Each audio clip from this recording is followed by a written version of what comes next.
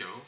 Le premier exercice est donc Antares consiste plus c'est l'examen, on va dire, de passage annuel du premier RCP au sein de la brigade. C'est un peu l'examen de fin d'année, de notation. Si vous voulez, chaque régiment de l'armée de terre doit faire un Antares. Donc là, vous avez le premier RCP qui est en train de progresser, qui a été d'abord largué hier sur la zone de saut de Kélus. Donc vous n'avez pas ici sur la carte, mais donc Kélus qui est bien au sud de Cahors. À partir de ce moment-là, le largage a donné suite à une réarticulation de nos hommes et puis une progression sur un village de combat qui a été donc systématiquement nettoyé donc, et fouillé. Et à partir de là, il y a un assaut qui est prévu donc aujourd'hui sur l'aéroport, ou plutôt la piste aérienne, on va dire, près de Cahors, et ensuite une progression jusqu'à l'azir sud de la ville de Cahors. Et c'est à ce moment-là que rentrera ou que démarrera le deuxième exercice, l'exercice principal, qui s'appelle Azur, qui lui est un exercice au niveau plus de l'armée de terre, une restitution, on va dire, de la brigade, des savoir-faire en combat de localité, donc de tout ce qui est infanterie, mais aussi de tous les autres constituants de la brigade, donc du génie, des hussards et les autres. Arrive de Kélus, qui est situé au sud, on va dire, de la ville de Cahors. Vous avez ici donc une version plus grande.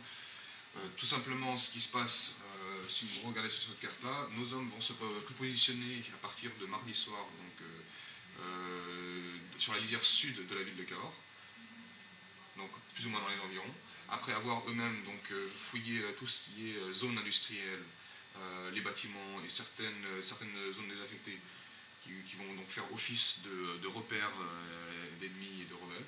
À partir de là, donc l'exercice Azur va commencer ici. Vous avez le pont Louis-Philippe qui sera donc qui est évidemment d'une part l'entrée principale de la ville de Cahors et qui marquera vraiment donc l'entrée de nos troupes sur la ville. Et ensuite, ce sera vraiment du combat de localité qui se produira sur chaque quartier au fur et à mesure de la progression de nos hommes, donc dans chaque quartier de la ville, dans le vieux quartier, les quartiers plus récents, et donc ils vont continuer à progresser sur l'axe central, l'avenue Gambetta, pour arriver jusqu'au repère des ennemis qui est situé plus au nord.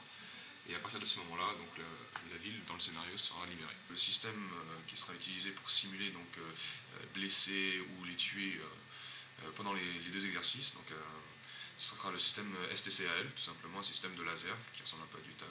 Juste l'arme en fait, tire des balles à blanc. Au bout, elle a un dispositif qui récupère donc, les vibrations de l'arme et qui donc envoie un signal laser sur des capteurs qui sont positionnés sur des parties un peu principales du corps, donc tout ce qui est le thorax, les bras et les jambes.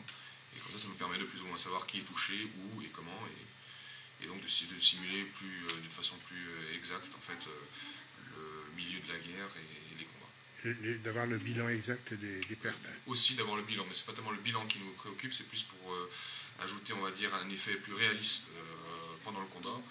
C'est pas tellement les pertes qui nous préoccupent à ce niveau-là, surtout qu'on va en simuler un bon paquet. Le but justement c'est d'avoir certaines pertes pour voir les évacuations sanitaires et autres. Là c'est vraiment de voir qui est blessé et qui, une fois blessé, qui ne bouge plus. Vraiment simuler le combat en lui-même. Voilà. Merci lieutenant.